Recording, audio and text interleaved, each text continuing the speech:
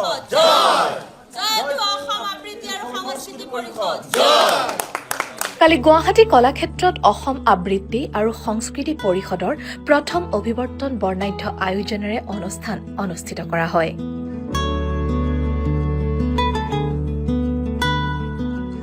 এই গাম্ভীৰ্যপূৰ্ণ অনুষ্ঠানত উপস্থিত থাকে নগাঁও সমষ্টিৰ বিধায়ক পদ্ম হাজৰিকা।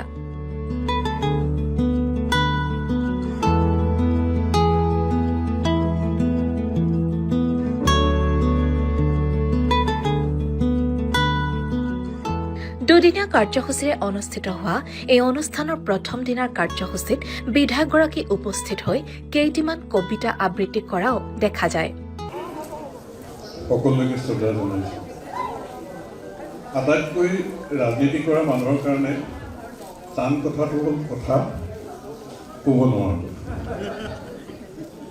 মই আজিলৈকে যিমান মঞ্চত কিবাত উঠিছোঁ, কথা কৈ উঠিছোঁ, এতিয়া কথা বন্ধ কৰি কবিতাৰে শ্ৰদ্ধাৰ অমৰজ্যোতি চৌধুৰীকে ধৰি আমাৰ ভূপেন দা সকলোকে শ্ৰদ্ধা জনাই, আপোনালোক সকলোকে শ্ৰদ্ধা জনাই। মই ৰূপকোঁৱৰ জ্যোতিপ্ৰসাদ আগৰৱালাৰ অসমীয়া ডেকাৰ উক্তি একাংশ কবিতা আবৃত্তি শক্তিপুত্ৰ মই ভক্তি বুকুত লৈ মুক্তি প্ৰয়াসী হৈ অৰ্জুন মই কামদেৱী মই ধনঞ্জয় মৃত্যুক কৰিছোঁ জয়।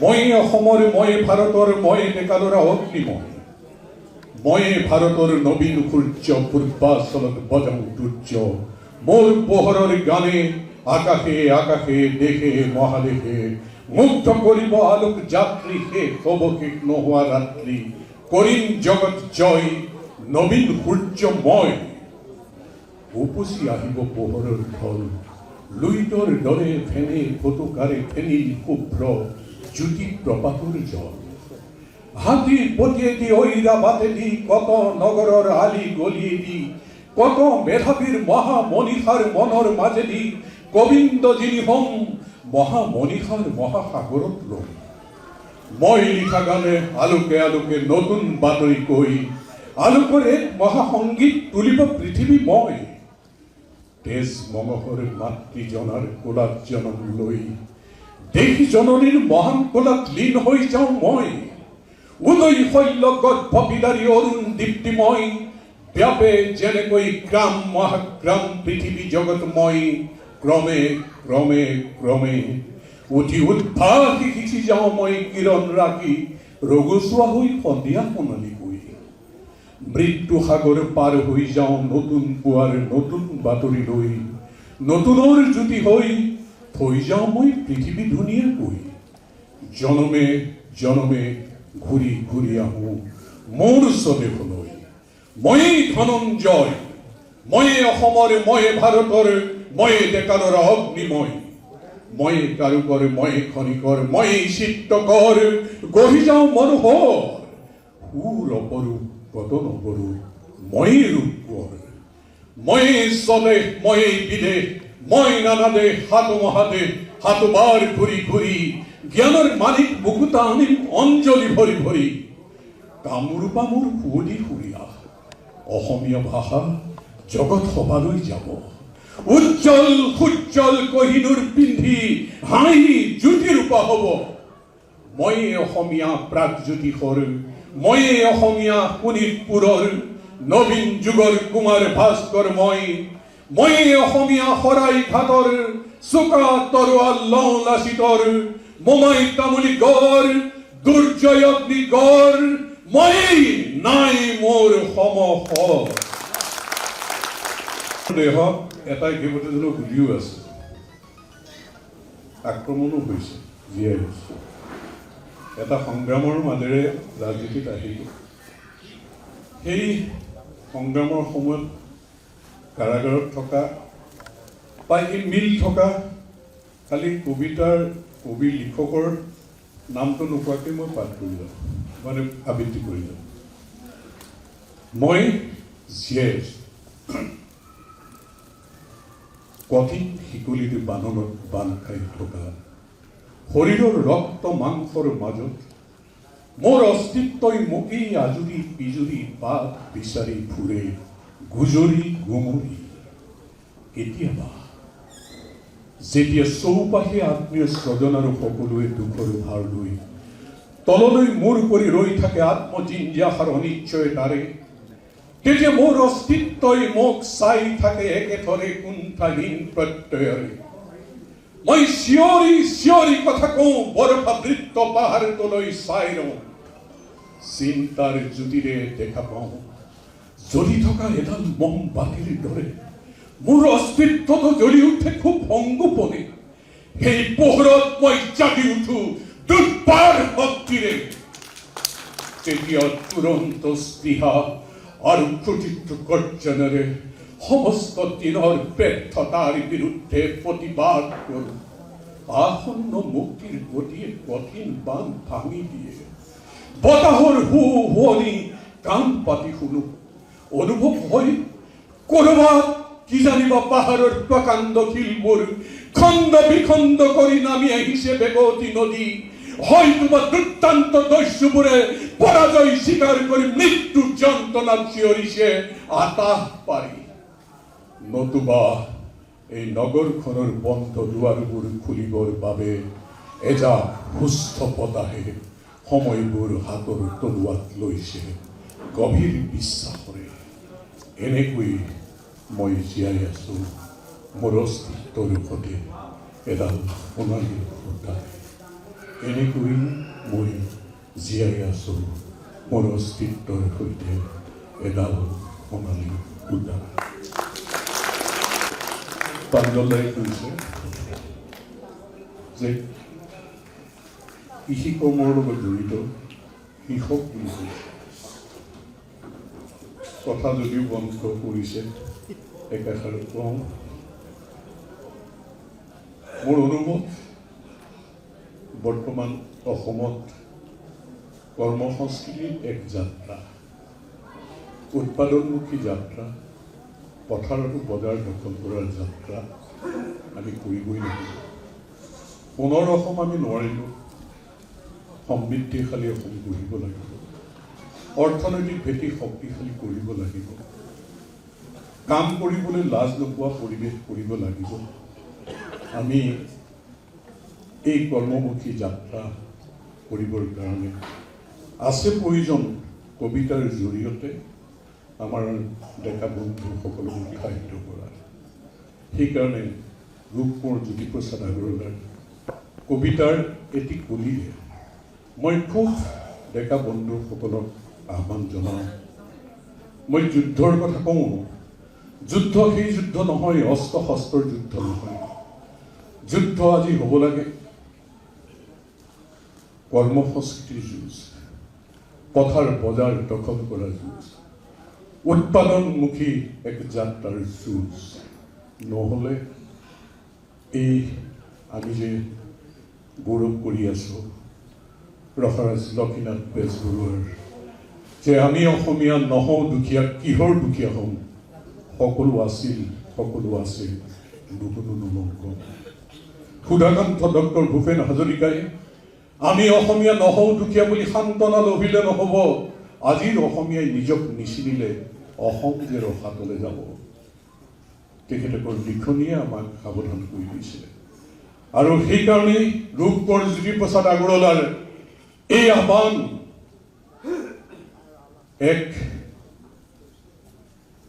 খিলঞ্জীয়া মানুহৰ বিপৰীতে থকা শক্তিয়ে অৰ্থনৈতিক ভেটি শক্তিশালী কৰি আমাক পৰিকল্পিত ষড়যন্ত্ৰ নিষেধ কৰিবলৈ চাই আছে। আমিও শেষ হৈ যাম। সেইকাৰণে জাগ্ৰত হ'ব লাগিব অসমীয়া ডেকা বন্ধু, যুঁজিব লাগিব। কি হ'ব? কৰ্মসংস্কৃতিৰ যুঁজ।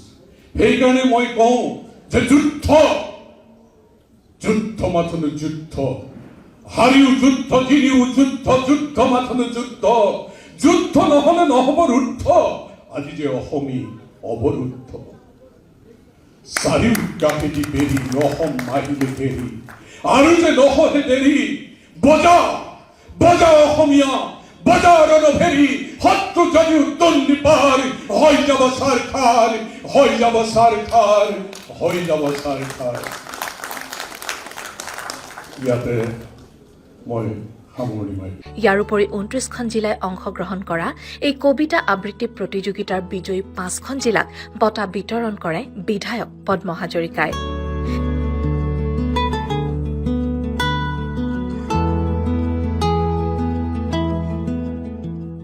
কালি এই অনুষ্ঠানত উপস্থিত থাকে শিক্ষাবিদ আবৃত্তিকাৰ ডক্টৰ অমৰজ্যোতি চৌধুৰী, বিশিষ্ট অভিনেতা আবৃত্তিকাৰ শ্ৰী প্ৰাঞ্জল শইকীয়াকে ধৰি বহুকেইজন গণ্যমান্য লোক।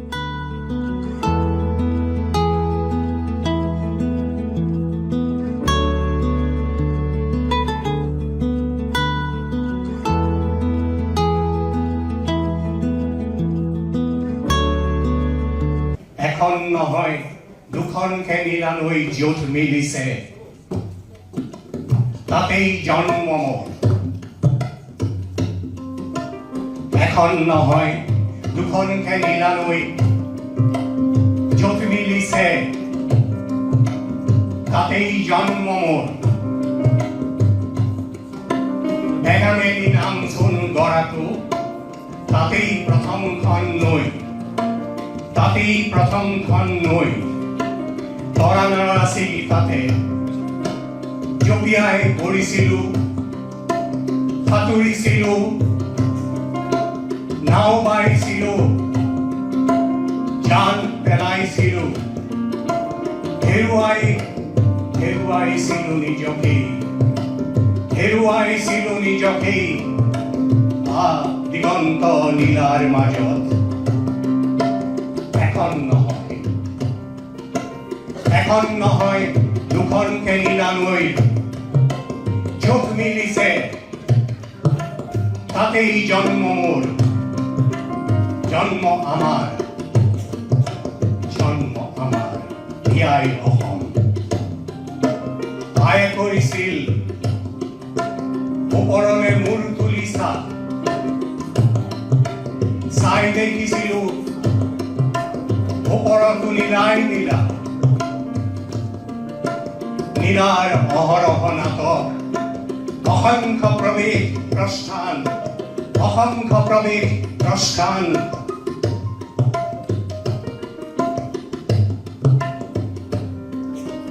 ঢলি পৰিছিল হালধীয়া, উজ্জ্বল হালধীয়া পৌৰ সূৰ্য।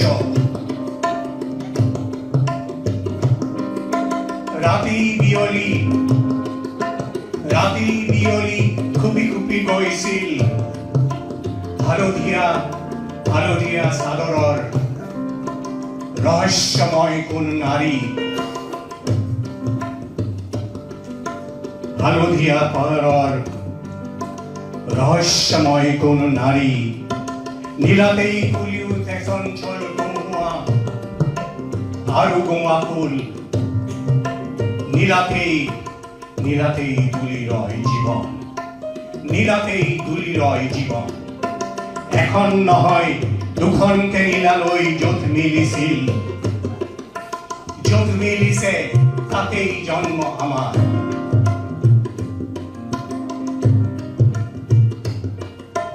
সূৰ্যৰ বকচাত উঠি আহে ঢলপুৱা, সূৰ্যৰ বকচাত উঠি আহে ঢলপুৱা। কিম্বা যেতিয়া ঢলি পৰে সূৰ্য, পাহাৰত তেতিয়া পোহৰৰ কেৰেচিয়া বৰষুণ। পাহাৰত তেতিয়া পোহৰৰ কেৰেচিয়া বৰষুণ। বতাহত শিহৰণ, প্ৰতিবিন্দু শিল্পী সিন্ধু। হালধীয়াৰ মাজত প্ৰতিজন ভেন গগ, এই ভেন গগ। নীলাতেই উবৰি খাইহি জীৱনৰ যত ৰং হা হুতাশ, জীৱনৰ যত ৰং হা হুতাশ। নিৰ্যাস আৰু কুচি মুচি থাকো আমি, তাতেই আমাৰ বিষাদৰ বেঙুনীয়া শান্তিৰ নীলা। সেউজীয়া সপোন, ৰাগি লগা ৰঙা আৰু হালধীয়া হেঁপাহ। আয়ে কৰিছিল এইবোৰ ৰং লৈ এই শব্দ লৈ এই সুৰ লৈ ওলাই তহঁত ওলাই আৰু আমি কৈছিলোঁ ইজনে ইজনক কাণ পাতি কৈছিলোঁ কাণে কাণে কৈছিলোঁ আমিতো গৈয়ে আছো বেকা হওক কোন হওক পিছৰ বাট আমিতো গৈয়ে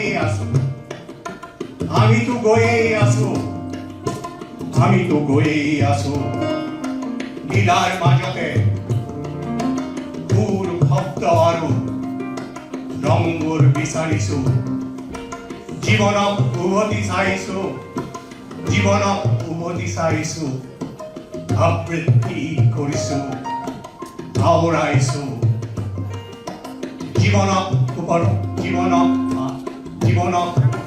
জীৱনক আকৌ চাইছো আবৃত্তি কৰিছো আওৰাইছো কৰিছো জীৱনৰ উদযাপন এয়া জীৱনৰ উদযাপন এয়া একক জীৱনৰ এয়া দ্বৈত জীৱনৰ এয়া সমূহীয়া জীৱনৰ উদযাপন আজি আবৃত্তি কৰিছো আজি আওৰাইছো আজি কৰিছো উদযাপন আজি জীৱনৰ উদযাপন আমি কৰিছো আমি আটায়ে কৰিছো অসমৰ মানুহে নৈতেই পায় কবিতা অসমৰ মানুহে উপযুতেই পায় কবিতা তাকে আওৰাইছো নৈখন কাষতেই পাইছো নৈখন বুকুতেই পাইছো জীৱন উদযাপন কৰিছো আমি আবৃত্তি কৰিছো আমি আবৃত্তি আৰু সংস্কৃতি পৰিষদে একেলগে মিলি আবৃত্তি